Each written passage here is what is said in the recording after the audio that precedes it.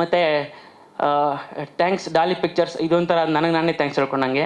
Thanks Daali pictures ಅಂತ ಹೇಳಿದ್ರೆ, but still ಹೇಳಲೇಬೇಕು. ಯಾಕೆಂತಂದರೆ ಇವ್ರು ಯಾರೋ ಕೇಳ್ತಾಯಿದ್ರು, ಏನು ನೀವು ಡಾಲಿ ಪಿಕ್ಚರ್ಸ್ ಬಿಟ್ಟು ಬೇರೆ ಸಿನಿಮಾ ಮಾಡಲ್ವಾ ಅಂತ. ಬೇರೆ ಯಾರು ಬಂದಿದ್ದಾರೆ ನನಗೆ ಸಿನಿಮಾ ಮಾಡು ಅಂತ. Simple as that. ಬೇರೆ ಯಾರು ಬಂದೋ ಬಾರಯ್ಯ ನೀನು ಮಾಡು, ನಿಮ್ಮಲ್ಲಿ 5-6 ಕೋಟಿ ಇನ್ವೆಸ್ಟ್ ಮಾಡ್ತೀನಿ ಅಂತ ಯಾರು ಹೇಳಿದ್ದಾರೆ?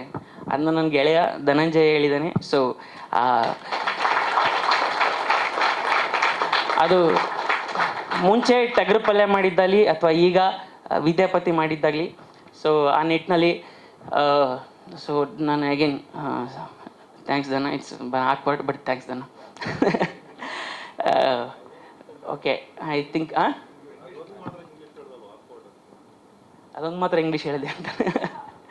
ಸರಿ, ಅಷ್ಟೇ. ಆಮೇಲೆ ನನ್ನ ವೈಫು ಪೂಜಾ ಇಲ್ಲಿದ್ದಾರೆ. ಯಾಕೆ ಈ ನಾವು ಜೀವನದಲ್ಲಿ ಏನೇ ವಿದ್ಯಾಪತಿಯವರು ವಿದ್ಯಾಪತಿ ಏನೇ ಇರ್ಬೋದು, ಬಟ್ ನಾನು ನನ್ನ ಜೀವನದಲ್ಲಿ ಪೂಜಾಪತಿ. ಸೊ ಆ ಪೂಜಾಪತಿ ಅನ್ನಿಸ್ಕೊಂಡ್ರೆ ಪೂಜಾ ಇಲ್ಲಿ ಬಂದಿದ್ದಾಳೆ. ಥ್ಯಾಂಕ್ಸ್ ಪೂಜಾ. ನಾನು ಅದನ್ನೇ ಒಂದೇ ನಿಮಿಷ ನಾನು ಅದನ್ನೇ ಹೇಳೋಣ ಅನ್ಕೊಂಡೆ. ನೀವೆಲ್ರಿಗೂ ಥ್ಯಾಂಕ್ಸ್ ಹೇಳ್ತಾ ಇರ್ಬೇಕಾದ್ರೆ ವಿದ್ಯಾಪತಿ ಇಲ್ಲಿದ್ದೀರಾ.